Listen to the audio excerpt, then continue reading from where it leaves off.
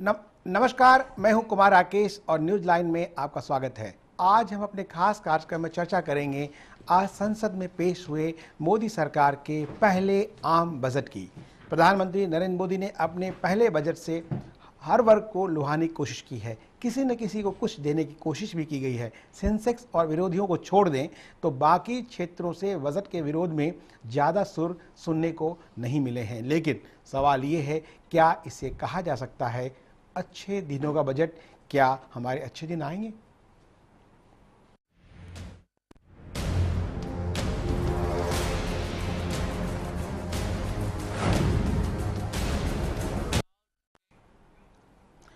आपने बजट देखा, सुना, जाना। बजट को लेकर के आज हम चर्चा करेंगे। हमारे साथ आर्थिक विश्लेषक राकेश वाहन जी हैं और चंद्रशेखर राय जी भाजपा के नेता हैं और श्याम जाजू जी राष्ट्रीय सचिव भाजपा के वही जुड़े हैं और साथ हमारे सहयोगी यूसुफ जी और विपिन गर्ग जी जुड़ने वाले हैं हमारे साथ।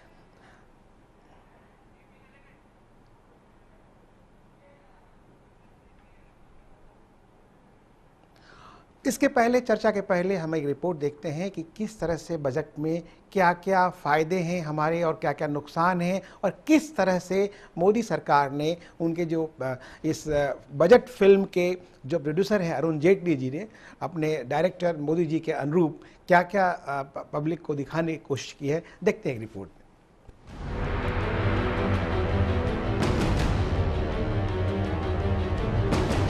मोदी सरकार का पहला बजट, क्या अच्छे दिन लाएगा बजट?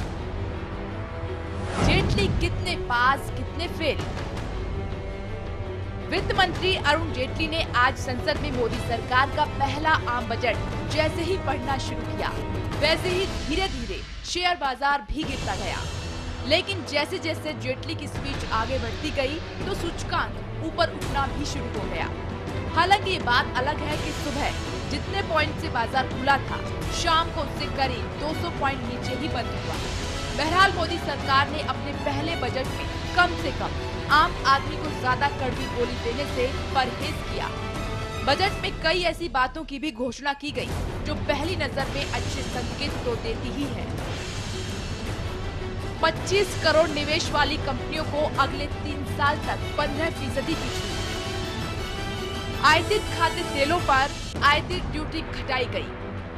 होम लोन ब्याज अदायगी पर टैक्स छूट 2 लाख की गई। इनकम टैक्स सेक्शन 80C के तहत छूट सीमा 2 लाख हुई। देश में 6 नए टेक्सटाइल क्लस्टर खुलेंगे। ईपीएफ कटौती के लिए न्यूनतम वेतन 15,000 रुपए। दिल्ली में बिजली सुधार के लिए 200 और पानी सुधार के लिए 500 करोड़ रुपए। गंगा संरक्षण के लिए नमामि गंगा योजना में 2037 करोड़ रुपए।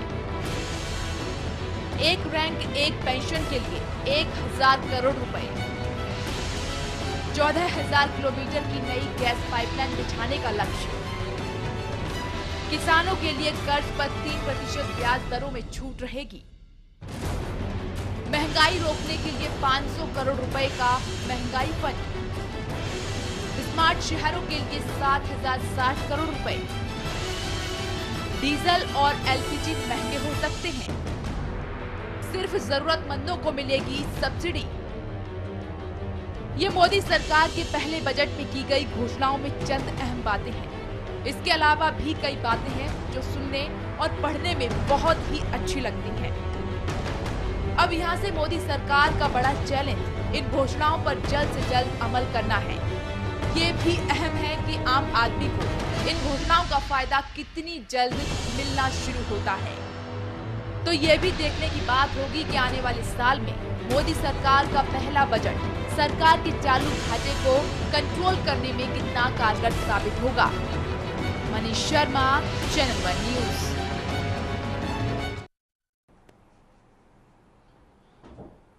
आपने देखा कि मोदी सरकार का जो बजट पेश किया गया उसकी मिश्रित प्रतिक्रिया आई हैं।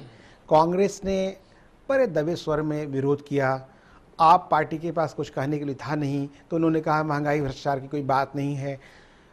लेफ्ट पार्टीज भी अपनी स्टाइल में विरोध किया। तो कुल मिला के कहा जाए कि एक्सटेंडेड बजट कहा किसी ने अंतरिम बजट कहा, आर्थिक विषयों की बात हुई। आज हम इस पर व्यापक चर्चा करेंगे कि इस बजट के द्वारा अगले वर्ष तक, 1 साल का होता है बजट, क्या हमारे अच्छे दिन कैसे आएंगे और क्यों आएंगे। हमारे साथ मौजूद हैं श्याम जाजू जी, राष्ट्रीय सचिव भारतीय जनता पार्टी, और राकेश भान जी, आर्थिक विशेषज्ञ, चंद्रशेखर जी भाजपा नेता, और हमारे वरिष्ठ सहयोगी अभी यूसुफ अंसारी जी और विवेक गर्ग जो वित्तीय मामलों के विशेषज्ञ हैं, वो हमारे साथ जुड़ने वाले हैं। हम शुरुआत करते हैं श्याम जाजू जी से। श्याम जी, कैसे आएगा अच्छा दिन, हम लोगों के लिए अच्छे दिन कैसे आएंगे? आपको 5 बातें बताएं जो कि बहुत ही अच्छा है और पिछले सरकार से भिन्न है। अच्छे दिन की शुरुआत हो गई।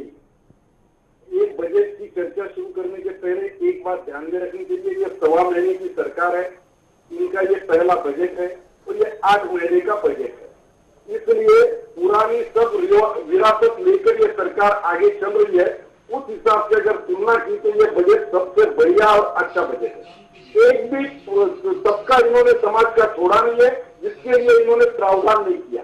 युवाओं के लिए प्रावधान किया, कृषि के लिए प्रावधान किया, गंगा के लिए प्रावधान किया, महिलाओं के लिए प्रावधान किया, उद्योग धंधाओं के लिए प्रावधान किया। और सबसे बड़ी बात, आम आदमी जो इनकम टैक्स पे है, मध्यम वर्गीय है, निम्न स्तरीय है, उन सब के लिए इनकम टैक्स बढ़ाने की जो प्रावधान किया है, उसकी चर्चा आम आदमी की डायरेक्ट ध्यान में आने वाली बात है। तो इसलिए वो 80C के अंदर वो लिमिट बढ़ाने की बात है, जो 2 लाख का था वो 2.5 लाख करने की बात है लिमिट। तो इससे आम आदमी खुश है। जो हमने बातें की थी वो हमारे सभी प्रकार के हमारी घोषणाओं में वो व्यक्त हो रही है। हमारे मैनिफेस्टो में जो बातें हमने करी, हमने उसका ही क्रियान्वयन आज के बजट में दिखाया है और बहुत ही अच्छा बजट के रूप में लोग इसकी सराहना कर रहे हैं। श्याम जी, आपने बात कही महिलाओं के लिए बहुत कुछ किया गया और जो बजट का जो एक टैक्स का जो रिबेट है वो बहुत ज़्यादा किया गया। लेकिन 100 करोड़ महिला सुरक्षा के लिए इतने बड़े देश में क्या लगता है आपको कि कितना उपयुक्त है? 100 करोड़ का विषय नहीं है। कांग्रेस के जमाने में निर्भया का जो फंड रखा था उसका 1 रुपया भी खर्च नहीं हुआ, केवल प्रावधान हुआ था। मैं आपको बताना चाहता हूं, सार्वजनिक सड़क परिवहन में महिलाओं की सुरक्षा हेतु 500 करोड़ का प्रावधान इस बजट में किया है। वो 500 करोड़ का प्रावधान वो महिलाओं के लिए है। बड़े नगरों में महिलाओं की सुरक्षा बढ़ाने के लिए 150 करोड़ का प्रावधान है। महिलाओं के लिए कल्याणकारी सेवाओं के लिए 100 करोड़ का प्रावधान है। लेकिन श्याम जी, ये तो ठीक है कि आप, लेकिन जो ये मुझे लगता है और सबको लग रहा है कि बजट जो है, जो महिलाओं की बात आपने कही है, वो उपयुक्त नहीं है। जितना मिलना चाहिए उस हिसाब से नहीं दिया गया, ज्यादा किया जा सकता था। ऐसा मैंने पहले ही कहा, ये 1.25 महीने की सरकार है, इसमें और भी अच्छा होने की गुंजाइश है। नहीं तो है जरूर, हम उसको नकारते नहीं है। पर जो हमारी नियत है और नीति है, जो हमारी घोषणाएं थी, उस सबको न्याय देने के हमने प्रयत्न किया है। रोजगार उपलब्ध करने की कोशिश की है, गंगा के लिए न्याय करने की कोशिश की है। केवल नारे नहीं रहे हैं, उसके लिए कुछ न कुछ प्रावधान करके रोजगार बढ़ाने का एक कॉन्क्रीट प्रोग्राम इस सरकार की इसमें दिख रहा है। ग्रामीण क्षेत्रों से लेकर शहरी क्षेत्रों तक अलग अलग सोर्स स्मार्ट शहर बनाने की कल्पना है, इंटरनेट से जोड़ने की कल्पना है। ई क्रांति के लिए 500 करोड़ का दिया है। एक आधुनिकीकरण के साथ साथ एक क्रांति, और सरदार पटेल की मूर्ति बनाने के लिए भी 200 करोड़ की व्यवस्था है। जबकि घोषणा की गई थी कि हर किसान के यहाँ से लोहा ला करके ये हम स्वतंत्रता की जो मूर्ति है, स्टैच्यू ऑफ लिबर्टी, उससे बड़ा लिबर्टी बनाएंगे। कोई फंड की बात नहीं है। ये क्या लगता है आपको? पूरे वर्ल्ड में लोगों को अट्रैक्शन स्थान बने। वर्ल्ड ऑफ लिबर्टी का जो स्टैच्यू है, उससे भी दुगुना स्टैच्यू गुजरात में एक प्रेरणा देने वाला, एक देश की अस्मिता व्यक्त करने वाला, स्वाभिमान का प्रतीक के रूप में बन रहा है। पूरे देश से, किसानों से उसके लिए लोहा इकट्ठा हुआ है। उसको एक टूरिज्म के हेतु लोगों को एक अच्छा वातावरण, अच्छा माहौल, अच्छा एक स्मारक बनने के लिए 200 करोड़ का प्रावधान किया है। आज लोग उसकी चर्चा, हाँ जी, हेलो, तो नहीं ठीक है, आप तो लोग उसकी चर्चा कर रहे हैं जी। आखिर सरदार वल्लभ भाई पटेल इस स्वतंत्र देश के आजाद गृह मंत्री थे, उनके कारण आज देश इस प्रकार की व्यवस्था में है। इसलिए उनके लिए कोई स्वाभिमान का रूप में एक स्मारक बनाना ये कोई बुरी बात तो है नहीं। नहीं, वो ठीक है, लेकिन आपने नीति और नियत की बात कही। राकेश भान जी आर्थिक विशेषज्ञ हैं, आपको ये कंप्लीट जो बजट है वो कैसा लग रहा है? कितना जनोपयोगी है, कितना राजनीति के हिसाब से है, कितना सरकार के हिसाब से है, कितना जनता के हिसाब से? हर बजट में अलग अलग वर्ग अपने अपने, लेकिन अगर ये देखा जाए कि ये सरकार को अभी 2 महीने में नहीं हुए और ये आधे साल का ही बजट है, तो अगर देखा जाए तो इसमें दिशा दिखाई है उन्होंने, और मेरे हिसाब से अधिकतर संतोषजनक है। लेकिन कुछ चीजें हैं जो कि मैं चाहता था कि और ये करते, जिन्होंने नहीं किए। जैसे जहां की या इन्वेस्टमेंट टैक्स क्रेडिट की बात कर रहे हैं, इन्होंने 25 करोड़ से ऊपर की बात की है, लेकिन हम कह रहे हैं कि हम छोटे उद्योग को बढ़ाना चाहते हैं। अगर छोटा उद्योग वाला 50 लाख लगाएगा तो उसको क्रेडिट नहीं मिलेगा क्या? उसको इन्वेस्टमेंट केवल 25 करोड़ से ऊपर को अगर लगाएंगे। अगर हम कहते हैं कि हमको रोजगार बढ़ाना है, तो ये भी देखना कि हर मुल्क में जो रोजगार बढ़ाते हैं स्मॉल और मीडियम स्केल इंडस्ट्रीज के वजह से बढ़ता है। तो उस और भी कुछ चीजें हैं, जैसे डिस्कशन चलेगा उस पर भी मैं चर्चा करूंगा। हाँ यूसुफ जी, ये कितना सुहाना है बजट? नहीं, बजट तो लुभावना भी है और सुहाना भी है, और कुछ बातें बजट की अच्छे हैं। प्रोविज़न है, सस्ते घरों के लिए 4000 करोड़ रुपए का प्रोविज़न किया गया है। जो बात आपने उठाई थी कि कुछ चीज़ें ऐसी हैं कि जिसमें लगता है कि बहुत कम बजट है, बतौर फॉर्मेलिटीज़ है। जैसे सौर ऊर्जा की बात हुई है कि कुछ राज्यों में, जम्मू कश्मीर, राजस्थान, मध्य प्रदेश में 500 करोड़ का बजट है, जो कि बहुत लिमिटेड है। 100 मेगावाट का अगर एक प्रोजेक्ट लगाना हो सोलर का, तो उसमें करीब 1000 करोड़ के आसपास का प्रोजेक्ट वो बैठता है। ऐसे में 5 राज्यों के लिए 500 करोड़ रुपए सोलर एनर्जी के लिए बहुत कम बजट है। मदरसों के आधुनिकीकरण के लिए 100 करोड़ रुपए बहुत छोटा बजट है।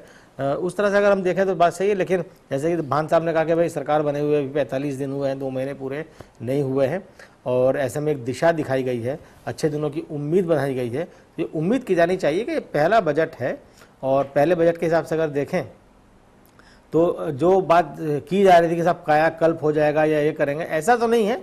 पुरानी सरकारों का जो बजट रहा है उसी का एक तरह से एक्सटेंडेड वर्जन इस बजट को हम देख सकते हैं। कोई नीतिगत चेंजेस उसके अंदर अगर हम कहें तो उसकी बात नहीं। पुरानी तमाम योजनाओं को कुछ रद्द-बदल के साथ आगे बढ़ाने की बात इसके अंदर दिखती है। चंद्रशेखर जी, यूसुफ जी कहना है कि पुरानी योजनाओं को एक्सटेंडेड बजट है, उसी में कुछ रद्द-बदल करके और कहा जाए कि उसे पुरानी बोतल नई शराब जैसी स्थिति है। आपको क्या लगता है कि नहीं, वास्तव में कुछ नया है या फिर वही है जो चल रहा था? देखिए, जो यूसुफ जी कह रहे हैं मैं उससे बिल्कुल सहमत नहीं हूँ। ये एक ऐसा बजट है जो एक ऐतिहासिक बजट है, और आज महसूस हो रहा है देश को कि जो विकास की धारा मोदी जी की बात करते थे वो दिखाई दे रही है।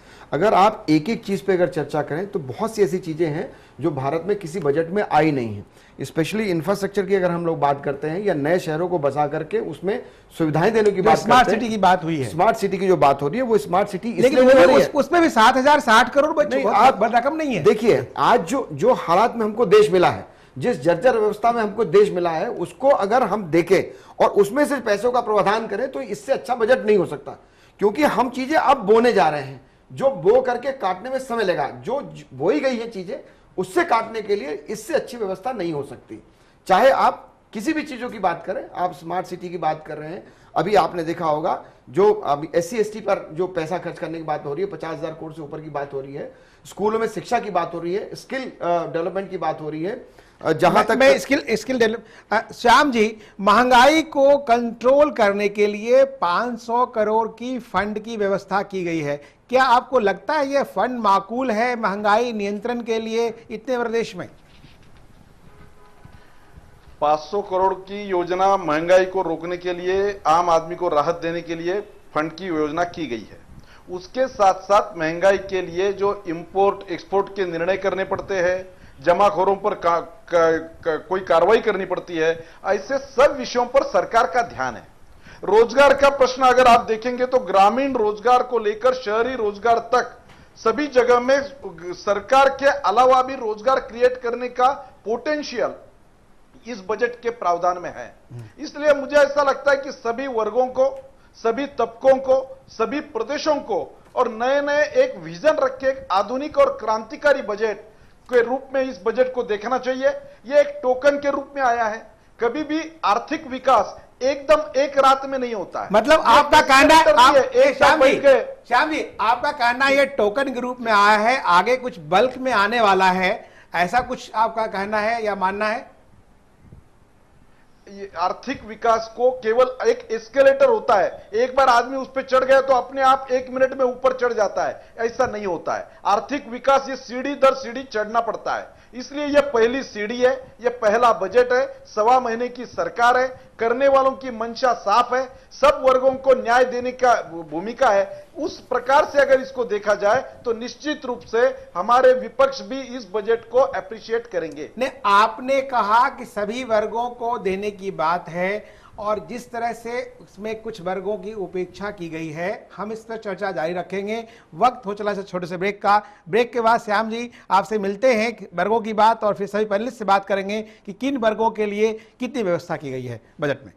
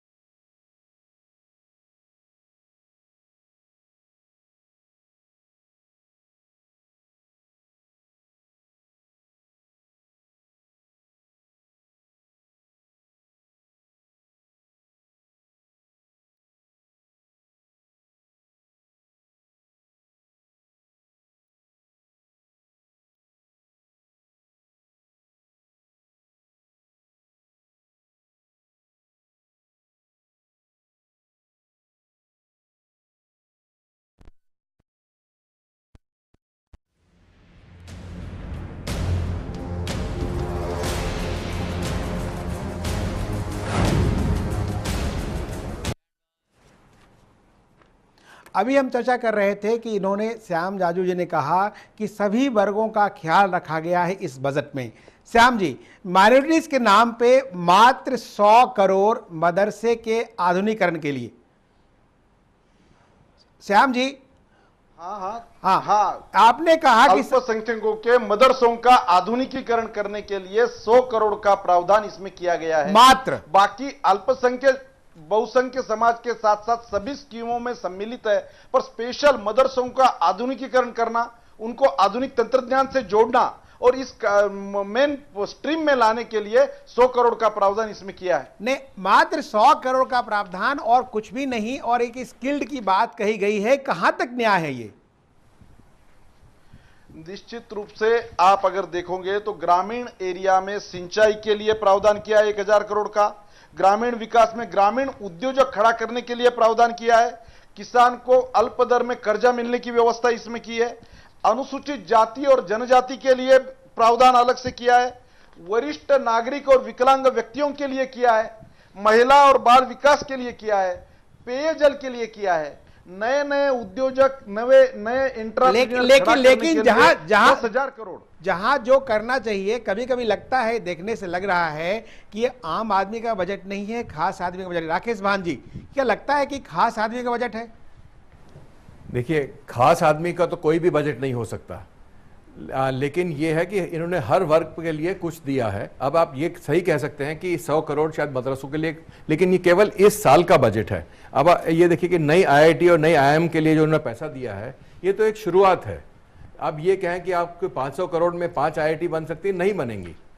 लेकिन ये भी है, जहाँ तक IIT और IIM की बात है, ये सरकार को ये कैसे अमल करेंगे, बहुत सोच समझ कर अमल करना चाहिए। कि बोलना बहुत सही है, कि बहुत आसान है कि आप IIT बनाएंगे, लेकिन जो अभी IIT है उनकी फैकल्टी के लिए आपको लोग नहीं मिल रहे हैं, कई परेशानियां हैं वहां पे। हाँ। जी। और आप ये ब्रांड IIT को खत्म ना करें, क्योंकि हर स्टेट में आप IIT करेंगे तो फिर वो रीजनल इंजीनियरिंग कॉलेज बन जाएगा, IIT नहीं रहेगा। और मैं इस बात पर इसलिए कह रहा हूं कि मैं खुद एक IIT का प्रोडक्ट हूं और मैं उस ब्रांड को खत्म होने नहीं देखना चाहता।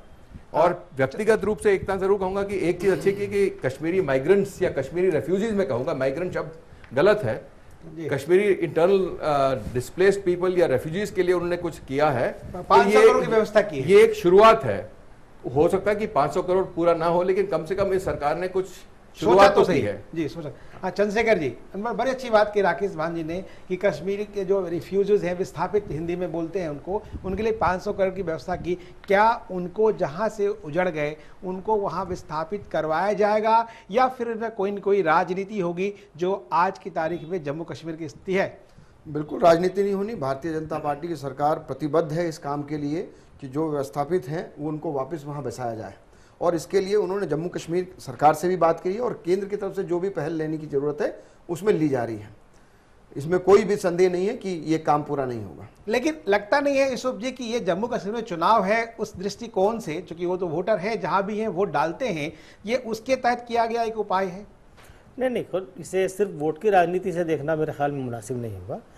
कश्मीर के जो विस्थापित लोग हैं, दिल्ली में रहते हैं, दिल्ली के अलावा कई और जगहों पर रहते हैं, ये एक बहुत गंभीर मुद्दा है और ये एक बड़ी शर्मनाक बात भी है, शर्मनाक हालात हैं देश के लिए कि एक बड़े पैमाने पर बड़े लोगों को, बड़ी तादाद में लोगों को अपने घर बार छोड़ के सिर्फ सिक्योरिटी के पॉइंट ऑफ व्यू से देश के दूसरे हिस्सों में रहना पड़ता है और बड़े ख़राब हालात में रुकते हैं। कई लोग टेंट में रहते हैं, टेंट में उनके स्कूल है, तो ऐसे में उनके लिए पहल करना, उनको मूलभूत सुविधाएं मुहैया कराने के लिए कोई भी बजट देना, ये अच्छी बात है। इसे सिर्फ कश्मीर के चुनाव से जोड़कर देखना मुझे लगता है कि नामुनासिब है, बिल्कुल नहीं होना चाहिए। एक सीरियस कोशिश होनी चाहिए उनको विस्थापित करने की। मुझे याद है 2002 में जब मुफ्ती मोहम्मद सईद मुख्यमंत्री बने थे तो उन्होंने अपने मुख्यमंत्री बनने के बाद तुरंत ऐलान किया था कि कश्मीरी पंडित जम्मू कश्मीर का अटूट हिस्सा है, अंग है, उनके बिना जम्मू कश्मीर अधूरा है और उन्हें हम बसाने की पूरी कोशिश करेंगे। उसके बाद उमर अब्दुल्ला बने 6 साल के बाद, उन्होंने भी ये बात कही थी। लेकिन दुर्भाग्य इस बात का है कि सिर्फ ये घोषणाएं रहती हैं और कोई इस पर अमल नहीं होता, कोई सीरियस पहल इस पर नहीं होती है। मुख्यमंत्री घोषणा कर देता है, केंद्र सरकार कहती है कि साहब हमें से जो मदद होगी हम करेंगे, लेकिन उसके बाद बात खत्म हो जाती है। नशिस्तम गुफ्तम बर्खास्तम टाइप का मामला है। तो मुझे लगता है कि ये एक अच्छी पहल है कि अगर एक इतने बड़े पैमाने पर हमारे देश में अपना घर बार छोड़ के दूसरी जगहों पे लोग रह रहे हैं, उनको मूलभूत सुविधाएं मुहैया कराने के लिए, उनके डेवलपमेंट के लिए अगर सरकार कोई बजट देती है, भले वो बजट कम हो, लेकिन उम्मीद की जानी चाहिए कि वो बजट आगे चल के बढ़ेगा और उन्हें पूरे दोबारा से वह स्थापित किया जाए, उसके लिए गंभीर कोशिश होनी चाहिए। श्याम जी, यूसुफ जी ने कहा कि कश्मीरी विस्थापित के लिए जो वहां से विस्थापित हुए हैं एक फंड की व्यवस्था की गई है, सबने उसकी सराहना की है। आपको लगता है कि सिर्फ ये घोषणा रहेगी या अमल भी आएगा जिस तरह से पहले सरकारों में होता रहा? निश्चित रूप से कश्मीर के विस्थापितों का पुनर्वसन यह हमारा श्रद्धा का और हमारा मैनिफेस्टो का, हमारा अभिमान का विषय है। इसलिए 500 करोड़ से कुछ नहीं होगा, यह शुरुआत है। पर ऐसे अपनी जगह से जो विस्थापित होकर गए हैं पूरे देश में और निर्वासित के रूप में इधर उधर घूम रहे, उन सब लोगों ने आज इसका स्वागत किया है और निश्चित रूप से इसका क्रियान्वयन होगा। मतलब आपको लग रहा है, आप आशान्वित हैं कि जैसा कि यूसुफ जी ने बताया कि पहले भी कई मुख्यमंत्रियों ने घोषणा की, घोषणा रह गई, ना अमल हुआ, ना कागज पे आया, फिर बातें आई गई हो गई? नहीं, ये विषय में हमारी कमिटमेंट है, हम जो कहते हैं वो करते हैं। इसका ही आधार है, मोदी जी ने जो जो बातें कही है, एफडीआई का इन्वॉल्वमेंट कहा है, देश के लोगों का इन्वॉल्वमेंट कहा है। लोग तब इन्वॉल्वमेंट करते हैं जब उनका भरोसा रहता है, जो नेतृत्व की क्रेडिबिलिटी रहती है। ये एक प्रकार का साहसी नेतृत्व केंद्र में बैठने के कारण ये सब बातें होने की स्थिति में है और निश्चित रूप से होके रहेगी। आपने एफडीआई की बात कही और एफडीआई जो इंश्योरेंस सेक्टर में और रक्षा क्षेत्र में, हम इस पर चर्चा करेंगे, हमारी चर्चा जारी रहेगी। वक्त हो चला ब्रेक का, ब्रेक के बाद हम फिर मिलते हैं।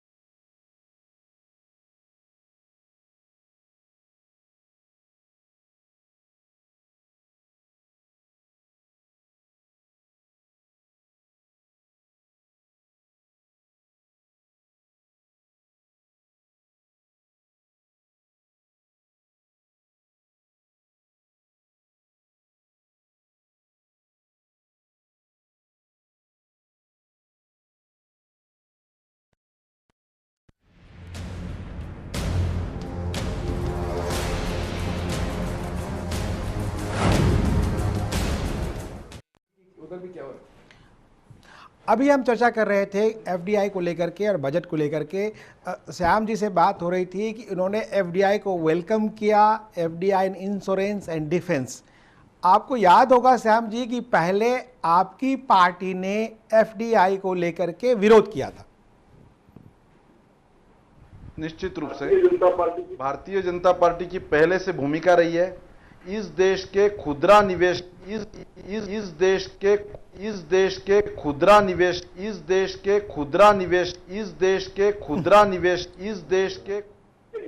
उसके साथ साथ जो साइंस का रिसर्च है, जो टेक्निक है, जो विज्ञान है, जो बेसिक इंफ्रास्ट्रक्चर में पैसा आएगा, जो इस प्रकार का जो कोई आएगा जो इस देश के विकास में काम आएगा, तो ऐसे एफडीआई का हम स्वागत करेंगे, विदेशी निवेश का हम स्वागत करेंगे। वही भूमिका से आज हम कायम है। हम कोई खुदरा निवेश में उनका स्वागत नहीं कर रहे, लेकिन दबाव है श्याम जी, खुदरा निवेश में जो रिटेल एफडीआई का दबाव है पार्टी के अंदर भी बाहर भी। लेकिन अभी कुछ न कुछ कारणों से आपने जिस तरह से घोषणा की, जिसका विरोध था एफडीआई इन डिफेंस, और जो आपने इंश्योरेंस सेक्टर की बात कही, पार्लियामेंट में विरोध किया, संसद से सड़क तक विरोध हुआ, अचानक ये बदलाव क्यों? ऐसा है, डिफेंस का जो खुदरा निवेश है जो 26% था, हमने 49% तक उसको अलाउड किया है। 51% उस पर ओनरशिप हमारे देश की रहेगी। इसके पहले अगर आप देखोगे तो डिफेंस का बजट का मेजर हिस्सा विदेश से शस्त्रास्त्र खरीदी में जाता है, उसके कारखाने उधर है, वहां का प्रोडक्शन हमें परचेस करना पड़ता है हमारी देश की सिक्योरिटी के लिए।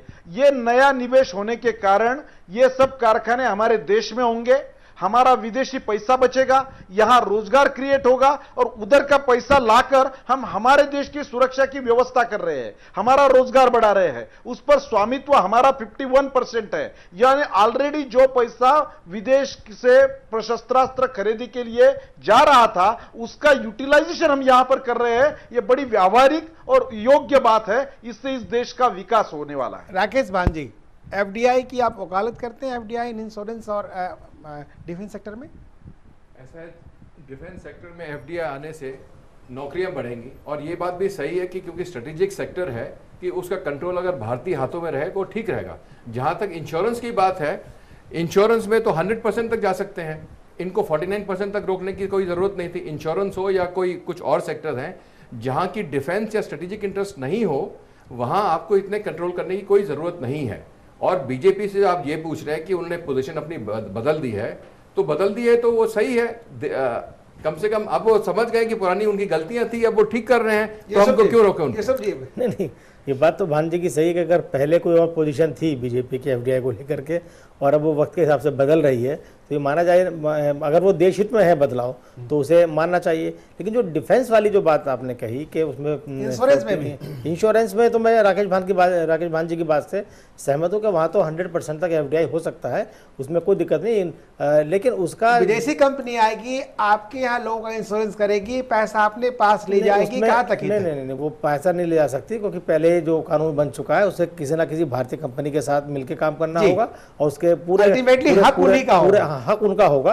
और मेरे ख्याल में उस कंपटीशन में आम लोगों को बीमा क्षेत्र में जब से विदेशी निवेश आया है तब से लोगों को अच्छी पॉलिसीज मिलने लगी हैं, अच्छे कवर मिलने लगे हैं। लेकिन रिटर्न अभी भी एलआईसी नंबर 1 है, रिटर्न एलआईसी की तरफ नहीं दे पा रहे हैं। रिटर्न एलआईसी ने एलआईसी के साथ सबसे अच्छी बात क्या है कि उसमें रिटर्न कम मिलता है, लेकिन श्योरिटी होती है। जो विदेशी कंपनी है अगर वो इंडिपेंडेंटली काम करेंगी तो श्योरिटी नहीं होगी, ये इस बात की गुंजाइश ज्यादा होगी कि आपका पैसा गेन करेंगे। विश्वास को गेन करने के लिए सरकार ने तरीका बनाया कि सरकार उसकी गारंटी देती है, किसी भारतीय सरकारी उपक्रम के साथ उसको टाई अप करना होगा, ये उसके रूल्स हैं। तो वहां तो मुझे नहीं लगता। हमारे साथ टैक्सेशन एक्सपर्ट भी हैं विपिन गर्ग जी, और टैक्स को अच्छी तरह समझते हैं। जो ये आप इंश्योरेंस सेक्टर में बीमा क्षेत्र में भागीदारी की बात है, साथ साथ अब देखिए हमारे देश में हजारों सैकड़ों चिट फंड कंपनियां हैं जिसको गारंटी सरकार देती है, वो प्राइवेट लिमिटेड कंपनी में जमा करती है, फिर भी ये लूट लिए जाते हैं और कई लोग अभी जेल के अंदर है। विपिन गर्ग जी, आपको लगता है कि ये जो एफडीआई इंश्योरेंस सेक्टर है जनहित में है? देखिए, एफडीआई का इंश्योरेंस सेक्टर में आना, और जो दूसरा विषय आपने रखा कि कंपनियां सही तरीके से काम नहीं करती हैं, पैसे को इधर उधर लगा देती हैं और उससे एक आम जनता के इन्वेस्टर का, रिटेल इन्वेस्टर का नुकसान होता है, ये दो बातें भिन्न भिन्न हैं। जी, एफडीआई का इंश्योरेंस में वेलकम है, आना चाहिए। कैपिटल की हिंदुस्तान में जरूरत है, कैपिटल फॉर्मेशन की, इन्वेस्टमेंट की जरूरत है। रही बात, ये बैलेंस शीट का एक साइड है, सोर्स ऑफ मनी की बात हो गई, सोर्स ऑफ कैपिटल की बात हो गई। जब एप्लीकेशन ऑफ मनी की बात आती है, पैसा कहां लगाना है, उसके लिए देश के अंदर कानून है, नियम है, लिक्विडिटी नॉर्म्स हैं, कैश रिजर्व्स के नॉर्म्स हैं और आईआरडीए है। सब रेगुलेटरी अथॉरिटी के अंडर में ये लोग आते हैं। आईआरडीए होने के बावजूद कई ऐसे बीमा धारकों की शिकायतें आरडीए के पास हजारों की संख्या में पड़ी हुई आज की तारीख में। इसमें मेरा कहना यह है कि यहाँ पर इन्वेस्टर को एजुकेट करने की ज्यादा जरूरत है। होता क्या है कि आपके पास एक इंश्योरेंस एजेंट आता है, आपको कुछ कुछ बोलता है कि लुभावना दिखाता है, बहुत सारी बातें बताता है, और आप उसको मानते हैं और साइन करते हैं और कभी फाइन प्रिंट नहीं पढ़ते हैं। उसको रेगुलेट करने की जरूरत है। जितनी भी मिस मार्केटिंग या रॉन्ग मार्केटिंग हो रही है इंश्योरेंस सेक्टर के अंदर बीमा धारकों के थ्रू, जिनको बीमा धारक नहीं, जो इंश्योरेंस एजेंट कंपनी के द्वारा जो हो रही है, और वो अपने कमीशन अर्न करने के लिए जो मिस सेलिंग करते हैं उसको रेगुलेट करने की जरूरत है। लेकिन इस मिस सेलिंग की समस्या का समाधान ये बिल्कुल नहीं है कि एफडीआई को रोक दिया जाए। ये तो चाहे एफडीआई हो चाहे इंडियन कंपनी हो, अगर मिस सेलिंग करेगी उसको रेगुलेट करना पड़ेगा। और रिटेल इन्वेस्टर को भी अब आज की तारीख में जब आप जैसे न्यूज चैनल्स हैं तो इतना जागरूक होना पड़ेगा कि वो इक्विटी ओरिएंटेड फंड में पैसा लगा रहे हैं, डेट ओरिएंटेड फंड में पैसा लगा रहे हैं, एजुकेट करने के बाद गवर्नमेंट सिक्योरिटी में लगा रहे हैं या कंपनी के डेट में लगा रहे हैं, और उससे जो एसोसिएटेड रिस्क है वो कहीं कोई उसको छोड़ नहीं सकता। वो तो लिख देते हैं ना कि छोटे छोटे अक्षरों में रिस्क के लिए कोई गारंटी नहीं, और जो रिस्क है आपका है। चंद्रशेखर जी, ये जो इन्होंने बात कही विपिन गर्ग जी ने, एजुकेट करने की बात है, अवेयरनेस की बात है। अवेयरनेस के तमाम संसाधनों के बावजूद आज की तारीख में लाखों बीमा धारक हो या छोटे जमाकर्ता हो, वो ठगे जा रहे हैं अपने देश में। देखिए, बीमा सेक्टर पे जो एफडीआई की बात काफ़ी देर से आप लोग कर रहे हैं, मेरा ये मानना है कि जो 49% ले गए हैं उसके पीछे एक कहीं ना कहीं सरकार की ये मंशा रही है कि उस पर भी कंट्रोल सरकार का रहे, कि एक तरफ से कहीं भी हाथ से ना निकल जाए। जहाँ तक अवेयरनेस का मामला है, निश्चित रूप से अवेयरनेस बढ़ाने की ज़रूरत है, जैसे विनीत जी कह रहे हैं। और मुझे लगता है जिस तरह से सरकार अब काम करना चाह रही है और उसका फोकस है कि इन सब चीज़ों को देखते हुए निश्चित रूप से आने वाले समय में इसका खास ख्याल रखा जाएगा। श्याम जी, कितना आश्वस्त कर पा रहे हैं आप इन एफडीआई को लेकर के उन आशंकाओं को पब्लिक के नजर में? निश्चित रूप से ये केवल एफडीआई तक सीमित नहीं है। गंगा के लिए जो इंटरनेशनल एनआरआई का जो फंड क्रिएट किया है, पूरे वर्ल्ड में जो जो इस देश के भारतीय लोग रह रहे हैं, सबको श्रद्धा है गंगा पर, सबको कुछ इस देश के लिए करने की इच्छा है, उनकी मनीषा है, पर करे कैसे? तो उनके लिए, सबके लिए एक अच्छा है, इस देश के लिए एक अभिमानास्पद है। और गंगा का वापस पुनरुद्धार होकर अविरल गंगा, निर्मल गंगा का प्रोजेक्ट निश्चित रूप से सक्सेस होगा। एफडीआई का भी वापस आने का जो वातावरण बन रहा है, लोगों को इस सरकार में विश्वास जग रहा है, लोगों को एक साहसी नेतृत्व आने का आनंद है, और इसके आधार पर लोग भरोसा कर सकते हैं एफडीआई का निवेश जरूर होगा, आएगा। लोग तो ये मौका ढूंढते हैं। भारत ये इन्वेस्टर के लिए मोस्ट अच्छा इस प्रकार का नंबर रैंकिंग में आया हुआ देश है। पर इतने दिन यहां 10 साल पे यूपीए के कार्यकाल में जिस प्रकार की स्थिति हुई, इसलिए यहां के उद्योग बाहर चले गए, बाहर का पैसा आना बंद हुआ और हमारा एक्सपोर्ट भी कम हो गया, इंपोर्ट बढ़ गया। ये सब बातों के लिए इस प्रकार के बजट में जो प्रावधान है निश्चित रूप से उपयोगी है। एफडीआई बहुत बड़े पैमाने पर आ सकता है।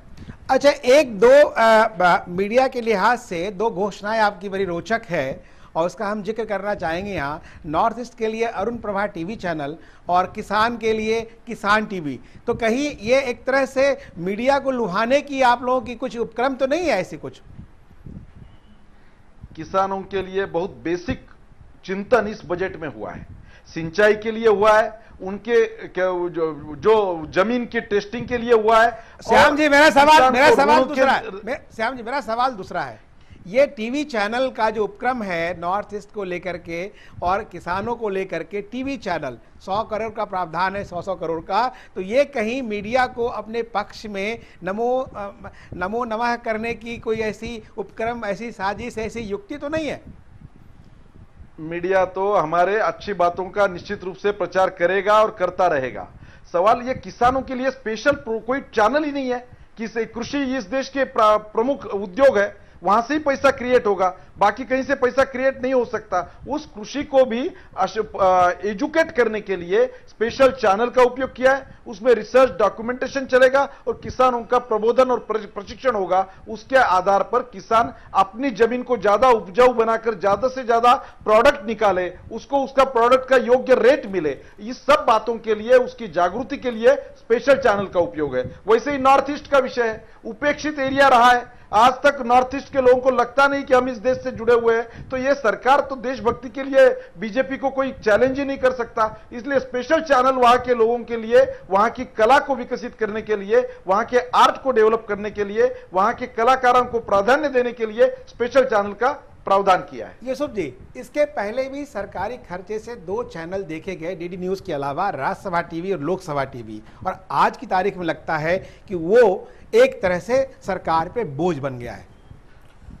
देखिए राकेश जी, आपने जो बात कही कि सरकार पे बोझ बन गया है, सरकार पे तो बहुत सारी चीज़ें बोझ बनी हुई हैं, और ये चीज़ कई बार हमारा जो स्टेट है, जिसे हम कहते हैं भारत जो सरकार है, वो एक कल्याणकारी, हम एक राज्य हैं, कल्याणकारी स्टेट है, इसलिए बहुत सारी ऐसी चीज़ें जो प्राइवेट कंपनियों को करनी चाहिए सरकार करती है, क्योंकि इसलिए एक बड़ा देश है और एक बड़ी आबादी गरीब है, गरीबी रेखा से नीचे लोग हैं, गरीब हैं, बेहद गरीब हैं, तो उन सबका ख्याल सरकार को रखना पड़ता है। तो जब ज़रूरत महसूस हुई कि भाई लोकसभा और राज्यसभा की कार्रवाई को सीधा प्रसारण किया जाए या उससे मुतालिक चीज़ें हम पब्लिक तक लाएं, तो उस वक्त उस चैनल की ज़रूरत महसूस को शुरुआत किया गया। एक पहले लोकसभा हुआ, फिर राज्यसभा हुआ। इधर अगर आप देखें तो डीडी न्यूज़ जो प्रसार भारती बनाया, उसके रीजनल चैनल सभी काफ़ी सारे आ रहे हैं, पिछली सरकार ने डिसाइड किया था। और अब जो किसान चैनल की बात हुई है और अरुण प्रभा चैनल की जो बात हुई है, ये दोनों एक अलग कैटेगरी के चैनल हैं। श्याम जादू जी की बात से मैं पूरी तरह सहमत हूँ कि किसानों के लिए एक अलग चैनल हो, इस बात की ज़रूरत तो मेरे ख्याल में 10-20 साल से महसूस की जा रही थी, जब से प्राइवेट चैनल्स का शुरू हुआ है। अब याद कीजिए पुराने ज़माने में बना और जी कृषि दर्शन नाम का प्रोग्राम टीवी पर आता था, तो गाँव देहात के लोग बैठ के उसे देखते थे कि उसके अंदर उनकी जानकारी के लिए क्या क्या चीज आ रही है। हालांकि 98 से 2004 के बीच जब राजनाथ सिंह कृषि मंत्री थे, प्रपोजल उसी वक्त का प्रपोजल था, लेकिन उसे अब मौका मिला है आगे बढ़ाने के लिए। तो ये बेहद जरूरी है कि जब तमाम सेक्टर अपने आप को नई टेक्नोलॉजी से जोड़ रहे हैं, तो वहाँ किसान क्यों पीछे रहे।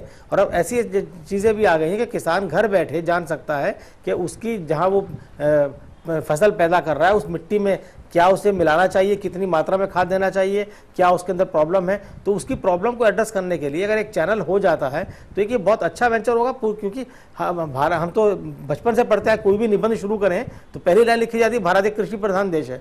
तो उसमें अगर कृषि के लिए अलग से चैनल आ रहा है तो मैं इसे एक अच्छे कदम के रूप में देखता हूँ। दूसरी बात जो अरुण प्रभा चैनल की बात है, जो नॉर्थ ईस्ट का एरिया लगता है नहीं है, बिल्कुल सही बात है कि वो इतना अलग थलग है कि बच्चों से पूछे तो लगते साहब हमें तो विदेशों के बारे में पता ही नहीं है। तो एक वो एक अच्छा हो सकता है, भारत जा रहे हैं, इंडिया जा रहे हैं, तो ये एक अच्छा है कि जो कनेक्टिविटी है वो बढ़ेगा और वहाँ के कल्चर को टीवी चैनल के जरिए हम लोग यहाँ देख पाएंगे और यहाँ की चीज़ें तो वहाँ पहुँचेंगी, उसको वहाँ का जो रीति रिवाज है, जो संस्कृति है, उसको कम से कम बढ़ावा मिलेगा। आज आप देखिए दिल्ली में किसी गली में चले जाइए, आपको साउथ इंडियन फूड मिल जाएगा। उसकी वजह क्या है कि एसिमिलेशन लोगों का ज़्यादा हुआ है, लेकिन अब आप देखिएगा पिछले कुछ दिनों से मोमोज वगैरह का चलन बहुत ज़्यादा बढ़ गया है। तो ऐसे ही जो एक भारत जो है राष्ट्रीय संस्कृति भारत के अंदर पनपेगी, तो उसी तरह से पनपेगी कि जब एक जगह की चीज़ है को दूसरी जगह लोग पसंद करेंगे और लोग आपस में घुले मिलेंगे, एक दूसरे को समझेंगे। तो मुझे लगता है कि ये दोनों जो है, एक भारत को जो नारा बीजेपी का है, एक भारत श्रेष्ठ भारत, इस नारे को आगे बढ़ाने में या उस पर अमल करने में मददगार साबित होंगे। ये दो कदम बहुत अच्छे कदम है। उस अब हम बात कर रहे हैं विपिन गर्ग जी से, चार्टर्ड अकाउंटेंट हैं, टैक्स में एक्सपर्ट हैं। ये पूरे सरकार में टैक्स को लेकर के अरुण जेटली जी का बयान है कि हम टैक्स नीति में ऐसे बदलाव नहीं करेंगे जो बीते सालों से लागू हो, जो भी बदलाव होंगे वो अब से होंगे। आप इस जो बयान है उसको आप किस तरह देखते हैं, और जनहित में जो टैक्स की प्रक्रिया है कितनी सरलीकरण की गई है या कितना मुश्किल है? देखिए, रिट्रोस्पेक्टिव अमेंडमेंट जब भी आते हैं, जो एक एडिशनल टैक्स लायबिलिटी लेकर आते हैं, वो हमेशा ही कभी भी वेलकम नहीं होते। और ये बयान में एक बहुत पॉपुलर केस हो चुका है वोडाफोन का, तो उसके बाद कुछ आया रिट्रोस्पेक्टिव, फिर ये बात आ गई कि बाहर के जो इन्वेस्टर्स हैं उनको ये लगा कि इंडिया के अंदर इन्वेस्ट करना तो बड़ा रिस्की है, ना जाने कब रिट्रोस्पेक्टिव अमेंडमेंट आ जाए। तो आज एक इन्वेस्टमेंट क्लाइमेट मोदी जी और ये सरकार खड़ा करना चाहती है, तो ये कहना उनके लिए इम्पेरेटिव था, ज़रूरी था कि ऐसा कुछ नहीं होने जा रहा है, रिट्रोस्पेक्टिव अमेंडमेंट नहीं आएंगे। और जहां आ चुके हैं वहां भी अगर कोई रिट्रोस्पेक्टिव एक्शन लेना होगा तो वो एक हायर लेवल कमेटी, एक हायर लेवल अथॉरिटी देगी, ना कि एक नॉर्मल असेसिंग ऑफिसर उसको लेगा। तो ये एक वेलकम मूव है, उस तरीके से हम इसको देखते हैं। बाकी टैक्सेशन को मैं 3 हिस्सों में देखना चाहूँगा, बताना चाहूँगा। एक चीज़ है पर्सनल टैक्सेशन, उसके अंदर 2-3 चीज़ें इस सरकार ने की हैं। काफ़ी उम्मीदें इस सरकार से थीं, उतनी उम्मीदों पर तो नहीं, लेकिन काफ़ी कुछ किया भी है।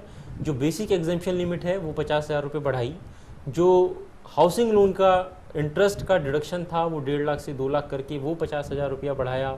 और 80C हम उम्मीद कर रहे थे कि शायद 1 लाख से 2 लाख हो जाए, लेकिन चलो 1.5 लाख किया। 80C में ज़्यादा उम्मीद इसलिए भी थी कि सरकार चाहती थी कि इन्वेस्टमेंट बढ़े, तो जब सेविंग बढ़ेगी तो इन्वेस्टमेंट बढ़ेगा, उस लिहाज से 2 लाख चाह रहे थे, लेकिन 1.5 लाख किया। तो ये पर्सनल टैक्सेशन पे बेसिकली 1.5 लाख रुपए का मोटा मोटा 50-50 हज़ार के 3 इंसेंटिव पर्सनल टैक्सेशन में लेकर के आए। एक बात। दूसरी बात, इंडस्ट्री को लेकर के कहें जहां सबसे ज़्यादा एम्फेसिस की ज़रूरत है और प्रमोट करने की ज़रूरत है, उसमें इंफ्रास्ट्रक्चर सबसे पहले आता है। तो इंफ्रास्ट्रक्चर सेक्टर के लिए सीधे सीधे तौर पर तो बहुत ज़्यादा नहीं दिखाई देता है, लेकिन एक इरादा दिखाई देता है जिसमें उन्होंने 2 बातें कही। एक बात रखी गई रियल एस्टेट इन्वेस्टमेंट ट्रस्ट, एक बात रखी गई इंफ्रास्ट्रक्चर इन्वेस्टमेंट ट्रस्ट। इंफ्रास्ट्रक्चर एक और बात कही गई है, नेशनल इंडस्ट्रियल कॉरिडोर अथॉरिटी की बात कही गई है, और Amritsar Kolkata industrial master planning को भी एक्सपेडाइट करने की बात है जी। ये इस इंफ्रास्ट्रक्चर सेक्टर में जो स्पेसिफिक फीचर है वो ये है कि एक तो इसमें बहुत लंबे समय के लिए, विपिन जी ये समय हमारे पास कम है और जानकारी बहुत जानने और समझने की बात भी है और सारे पैनलिस्ट में हैं। आप मुझे ये बताएं कि पूर्व सरकार की तुलना में इस सरकार ने, मोदी जी की सरकार ने टैक्स के मामले में ऐसा कौन सा वरदान दिया जिससे कि हम माने कि हमारे अच्छे दिन आ गए हैं? एक छोटा एग्जांपल मैं आपको देता हूं मैन्युफैक्चरिंग सेक्टर का।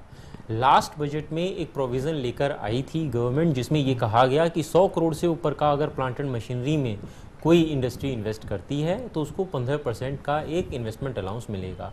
तो छोटे एसएमई सेक्टर तो छूट गए, 100 करोड़ का इन्वेस्टमेंट तो बहुत होता है। इस बात को इस सरकार ने ठीक किया कि 100 करोड़ को 25 करोड़ के इन्वेस्टमेंट पर लेकर आए और कहा कि 25 करोड़ का इन्वेस्टमेंट प्लांट मशीनरी में होता है तो भी 15% का इन्वेस्टमेंट अलाउंस का रिलीफ मिलेगा। ये एक अच्छा स्टेप इस सरकार ने लिया। पावर सेक्टर में हर साल 1-1 साल करके एक्सटेंशन करते थे। आपने एमएससी की बात कही, यहाँ जो है 10,000 करोड़ की फंड की बात कही गई है, कॉर्पस किया गया 200 करोड़ का टेक्नोलॉजी सेंटर नेटवर्क की। तो एक तरह से माना जाए, फिर district level incubation and accelerator program की बात भी कही गई है। तो एक तरह से कहा जाए कि एक नया मूव है। बिल्कुल ठीक बात है। देखिए कॉर्पोरेट सेक्टर, चंद्रशेखर जी इस पर आपसे हम जवाब लेंगे। ये जो एमएससी में किया गया है, आपको लगता है कि पहले ऐसा किया गया था?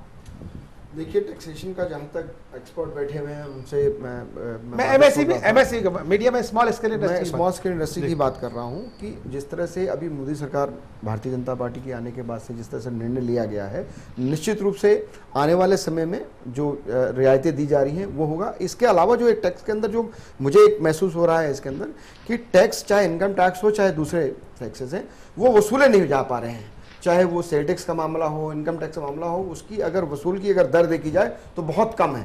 इसके लिए भी कुछ कड़े कानून बनाए जा रहे हैं कि जिससे ज़्यादा से ज़्यादा वसूली हो और उनको हम सही जगह पर लगा सकें। वक्त होला थोड़े से ब्रेक का। ब्रेक के बाद हम चर्चा जारी रखेंगे और चर्चा में हम आगे करेंगे नामकरण की राजनीति को लेकर के। जिस तरह से पहले भाजपा के लोग और लोग भी उन दूसरे पार्टियों पे नामकरण को लेकर के आक्षेप लगा रहे थे, आज उनकी स्थिति क्या है? मिलते हैं ब्रेक के बाद।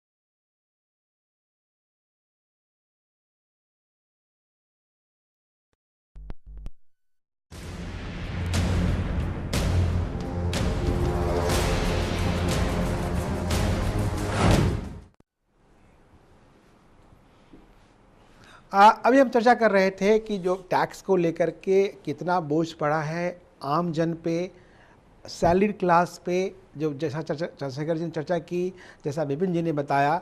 हम श्याम जी, हम आपसे ये जानना चाहेंगे, इसके अलावे हम उस पर चर्चा करेंगे। नामकरण की राजनीति को लेकर के काफ़ी हंगामा मचाती रही भाजपा कि राजीव गांधी के नाम पे 32 योजनाएं, नेहरू जी के नाम पे 10 योजनाएं, इंदिरा जी के नाम पर 25 योजनाएं, उनके नाम पे ये भवन। आज फिर आपने वही किया, श्यामा प्रसाद मुखर्जी के नाम पे योजनाएं, जयप्रकाश नारायण के नाम पर योजनाएं, दीनदयाल उपाध्याय के नाम पर योजनाएं, तो फिर आलोचना क्यों? आज तक अगर देश के सभी ट्रस्टों का गवर्नमेंट के पैसा लेकर अपनी अपनी संस्थाएं खड़ा करने का स्मारक, म्यूजियम, इसका इतिहास देखोगे तो केवल एक ही परिवार और एक ही परिवार के लिए 500-500 योजनाएं चल रही है इस देश में। रास्ते उनके ही, म्यूजियम उनके, सब स्मारक उनके। सवाल, और हमने आज एक इंट्रोड्यूस किया, सरदार वल्लभ भाई पटेल जो हमारे नहीं थे, इस देश के गृह मंत्री थे, उसके लिए 200 करोड़ का एक वर्ल्ड रिकॉर्ड करके एक स्टैच्यू ऑफ यूनिटी बनाकर वहां के लिबर्टी के स्टैच्यू से एक डबल बनाएंगे। टूरिज्म का पैसा आएगा, पूरा देश को एक प्रेरणा मिलेगी। तो कांग्रेस वाले चर्चा कर रहे हैं। जो श्यामा प्रसाद मुखर्जी के नाम से, दीनदयाल उपाध्याय जी के नाम से, जयप्रकाश नारायण जी के नाम से, मदन मोहन मालवीय जी के नाम से हमने योजना बनाई। मदन मोहन मालवीय जी तो हमारे नहीं थे, इस देश के थे। एजुकेशन में उन्होंने कितना बड़ा योगदान। वैसे दीनदयाल उपाध्याय भी देश के थे, आपके नहीं थे। श्यामा प्रसाद मुखर्जी भी देश के थे। ऐसे बड़े लोगों को उल्टा, हमारा सवाल ऐसा है, आज तक कांग्रेस वालों को क्यों नहीं? यूसुफ जी का कहना नहीं, यूसुफ जी का कहना है, श्याम जी, यूसुफ अंसारी जी का कहना है कि नेहरू जी देश के नहीं थे, इंदिरा गांधी देश के नहीं थे, इंदिरा गांधी देश के नहीं थे, राजीव गांधी देश के नहीं थे। आप देश की बात कर रहे हैं। एक ही परिवार छोड़ के वल्लभ भाई पटेल का क्यों नहीं किया आज तक? ये क्यों नहीं? दीनदयाल जी का क्यों नहीं किया? वही बात हम कर रहे हैं कि क्यों नहीं किया? ये बात जायज है, ये बात जायज है। उन्होंने किया तो आपने आलोचना की, आपने भी वही किया, तो लगता नहीं है इसमें मंशा मैं देखने की कोशिश कर रहा हूं, आपसे समझने की कोशिश कर रहा हूं। राजनीति नहीं है, इसीलिए राकेश जी इसीलिए कहते हैं लोगों को प्रेरणा देने वाले जो लोग हैं उनके स्मारक होने चाहिए। अगर वो ठीक है, राकेश जी एक छोटी सी बात मैं करूं, इसीलिए कहते हैं कि बीजेपी और कांग्रेस के इलेक्शन मैनिफेस्टो का अगर फ्रंट पेज हटा दीजिए, जिल्द हटा दीजिए और सिर्फ कागज दे दीजिए तो बता मुश्किल होगा कौन सा कांग्रेस का है, कौन सा बीजेपी का है। आर्थिक नीतियां और बहुत नहीं, उसमें आपको डिफरेंस मिलेगा और समझने वाले समझ जाएंगे। मेरा सवाल ये है कि प्रधानमंत्री नरेंद्र मोदी जब प्रधानमंत्री पद के उम्मीदवार बने और चुनाव में जो उन्होंने प्रचार किया था, मैं मंशा जानने की कोशिश कर रहा हूं। चंद्रशेखर जी से पूछेंगे, यूसुफ जी से बात करेंगे और राकेश भांजी से, कहीं ये मंशा कांग्रेस मुक्त भारत की तो नहीं है? श्याम जी। नहीं, इसमें कोई राजनीति के हेतु से देखना भी नहीं चाहिए। दुर्दैव से कांग्रेस वाले इसके ऊपर आकर सोच नहीं सकते। आपको मैं किस्सा सुनाता हूं। कांग्रेस को जो जमीन अलॉट हुई है वो रोड का नाम है दीनदयाल उपाध्याय मार्ग। कांग्रेस को इतना अनखर लगा, उन्होंने वो जमीन नकारने की कोशिश की। फिर बाद में दूसरी साइड से आने वाला रोड है पंडित नेहरू मार्ग, उसका नाम दिया और दीनदयाल उपाध्याय जी का हटा दिया। नहीं, लेकिन एक काम और अच्छा हुआ। नहीं श्याम जी, एक काम और अच्छा हुआ, जो एमसीडी का हेडक्वार्टर बना और वहां पर इनकम टैक्स का बिल्डिंग है मिंटो रोड एरिया में, वहां एसपी मुखर्जी भवन जो है उसको चिदम्बरम ने उद्घाटन किया, तो उनकी बड़प्पन को तो मानेंगे आप। दूसरा कांग्रेस का जो दिल्ली प्रदेश श्याम जी दिल्ली प्रदेश कांग्रेस का जो दफ्तर बना गया है वो पंडित दीनदयाल उपाध्याय मार्ग पर ही बनाया गया है। उनका कहना सही है, श्याम जी कह रहे हैं उन्होंने लिखा है पंडित नेहरू मार्ग। नहीं, सही कह रहे हैं आज भी आप देख लो, वो दीनदयाल उपाध्याय। राकेश भांजी, ये नामकरण की जो राजनीति है देश में, एक देश के नागरिक होने के नाते आपको लगता है कि ये सबको अपना अपना अधिकार है अपने आदर्श पुरुष को महिमा मंडित करने का, ये होना चाहिए नहीं होना चाहिए? देखिए, कुछ हद तक अगर हो तो इसमें कोई खराब बात नहीं है, लेकिन मैं चाहता हूं कि इसके अलावा ये सरकार को एडमिनिस्ट्रेटिव रिफॉर्म की बात करनी चाहिए थी। इलेक्टोरल रिफॉर्म्स की बात होनी चाहिए। इलेक्टोरल रिफॉर्म और एडमिनिस्ट्रेटिव रिफॉर्म, अगर हम चाहते हैं कि इकोनॉमी फिर से 8-9% पर बढ़े, तो ये जितने भी इन्होंने आज घोषणाएं की हैं उसको अमल करना तब तक अमल नहीं होगा जब तक कि आप एडमिनिस्ट्रेटिव रिफॉर्म के बारे में चर्चा ना करें। जी चंद्रशेखर जी। राकेश भान जी का जो सवाल है एडमिनिस्ट्रेटिव रिफॉर्म्स की बात, नहीं, एडमिनिस्ट्रेटिव रिफॉर्म्स हो रहा है, ऐसा नहीं है कि जितनी घोषणाएं करी हैं वो केवल कागज पे रहने वाली घोषणाएं हैं। अगर आप जो प्रधानमंत्री हमारे देश के, अगर उनका अगर गुजरात मॉडल देखें, मैं ऐसा नहीं कहता हूं कि गुजरात मॉडल और भारत का मॉडल एक जैसा ही होने जा रहा है, लेकिन उनकी इच्छा शक्ति को देखिए, दावा तो ऐसा ही है, नहीं, इच्छा शक्ति को देखिए, उनके काम करने के तरीकों को देखिए, जो उन्होंने कहा है वो किया है। और अगर आज भारत में ये बजट आया है तो निश्चित रूप से जिस रिफॉर्म्स की आप बात कर रहे हैं वो फलीभूत होगी, इसमें कोई दो राय नहीं। और जहां तक नाम बदलने की आप बात कर रहे हैं कि एक परिवार, जैसे कि माननीय श्याम जाजू जी ने कहा कि एक परिवार की 500 योजनाएं, मैं कहता हूं एक परिवार में 5 लोगों की 500 योजनाएं, क्या देश भर में वही बचे? तो ठीक है, अरे भारतीय जनता पार्टी के पास, आपकी सरकार आ गई है, पास ऐसे व्यक्तियों की सूची नहीं है जो महापुरुष रहे हैं, और क्या ऐसे नाम पर लेने पर कोई दिक्कत होनी चाहिए? चंद्रशेखर जी, आपकी सरकार आ गई है, अब 10 साल राज करे, 15 साल आपकी काबिलियत पर निर्भर करेगा। आप भी लगता है कि आप भी 500 नाम बदल लेंगे? नहीं, ये गलत है, ये आपका कहना बिल्कुल गलत है। ये लोग महापुरुष हैं देश के और किसी परिवारवाद के संग नहीं है। सबका जीवन, जैसे माननीय सरदार पटेल जी का इन्होंने कहा, तो राष्ट्र के गृह मंत्री रहे हैं, उनके लिए अगर कोई कार्य हो रहा है तो पूरे देश के लिए हो रहा है। विपिन जी से मेरा छोटा सवाल है, टैक्स का एक्सपर्ट है, ये सब पैनलिस्ट से समय बहुत कम है, हम सबसे संक्षिप्त जानना चाहेंगे कि टैक्स की जो नीति है, खास करके जब भी बजट आता है सैलरीड क्लास काफ़ी परेशान रहता है, उनके टैक्स एडवांस में काट लिए जाते हैं, उसमें हम लोग आते हैं, लेकिन खास करके वैसे उद्यमी जो भी काम कर रहे हैं उनकी संख्या ज़्यादा है जो प्रॉपरली टैक्स जमा नहीं करते। उनके लिए क्या फार्मूला है? विपिन जी, अति संक्षिप्त, समय बहुत कम है, आप क्या सोचते हैं? सरकार ने कुछ सोचा है या कुछ सोचेगी, उस पर अमल करेगी?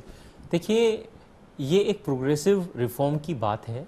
अगर आप देखेंगे पिछले 2-3 सालों में, तो जो छोटे अनऑर्गेनाइज सेक्टर में बिजनेस, जो टैक्स इवेजन की बात होती थी, बिजनेस बढ़ा है, टैक्स इवेजन बिजनेस भी बढ़ा है, टैक्स इवेजन कम हुआ है जी। मैं ये नहीं कहता खत्म हुआ है, टैक्स इवेजन कम हुआ है, लोग इंसेंटिवाइज भी हुए हैं, कम भी हुआ है, और कुछ रेगुलेटरी लगाम भी कसी गई है। एग्जाम्पल के तौर पे आज, लेकिन वो परिणाम नहीं आ पाए।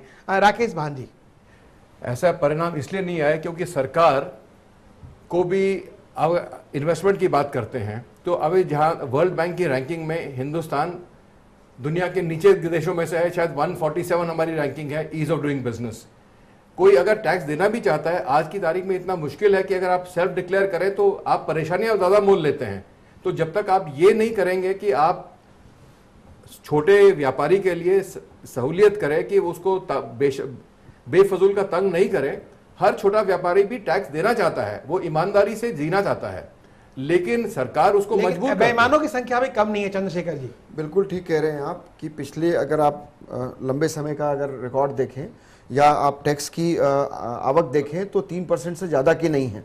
मेरा ये मानना है कि अगर हम 3% को बढ़ा करके, मेहनत करके, रूल रेगुलेशन को पालन करके हम इसको 50% पे भी लाते तो बहुत ज़्यादा पैसा हिंदुस्तान में आएगा, और अगर ये पैसा आता तो निश्चित रूप से बोझ कम पड़ेगा सरकार के ऊपर। देखिए, मुझे लगता है टैक्सेशन में बहुत आधारभूत परिवर्तन की जरूरत है। जहाँ तक सैलरी क्लास की बात है, तो सैलरी क्लास को जितनी आमदनी होती है, पहले तो वो टैक्स देता है, वो टैक्स से जो उसके पास पैसा बचता है उसमें से वो खर्च करता है और बचत करता है। बिजनेस नहीं, बिजनेस क्लास पे क्या है कि पहले वो बिजनेस से जितनी आमदनी उसको होती है, पहले वो दिल खोल कर खर्च करता है, उस खर्च करने के बाद जो बचता है उस पर वो टैक्स देता है। तो इसको पलटने की जरूरत है, इसलिए बिजनेस क्लास हमेशा ऐश करता है और salary class hand to mouth रहता है हमेशा। तो श्याम जी, जो आपके चंगुल में है, श्याम जी, उसी पे आप बोझ बढ़ा रहे हैं। जी, जो यूसुफ जी ने कहा कि हम सैलरी क्लास वाले क्या सोचे, जिन पर टैक्स का अधिभार ज्यादा है, और बिजनेस क्लास भी कुछ सुधरेगा, हम ये आशा करें, कल्पना करें कि हमारे भी अच्छे दिन आए और कुछ ऐसी बात होगी कि देश को टैक्स भी मिलेगा,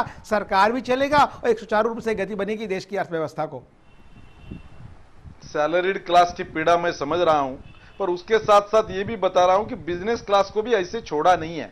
बिजनेस क्लास को भी 20,000 के ऊपर का काम चेक से ही करना पड़ता है। यह सरकार का जोर है कि हर आदमी का बैंक अकाउंट होना ही चाहिए, बैंक के माध्यम से काम करो। किसी को बड़ी प्रॉपर्टी खरीदनी है तो भी उसको व्हाइट का पैसा लगता है, बिजनेस क्लास भी पैसा देता है। उल्टा मैं कहूंगा सबसे ज्यादा आय इस देश में बिजनेस और इंडस्ट्रियलिस्ट क्लास से ही आती है, क्योंकि वो ज्यादा कमाते हैं। लेकिन श्याम जी, लेकिन पीड़ी शोषित बेचारी सैलरी क्लास ही रहती है। चलिए आपने आपने चर्चा में भाग लिया, आपका बहुत बहुत धन्यवाद, बहुत बहुत शुक्रिया।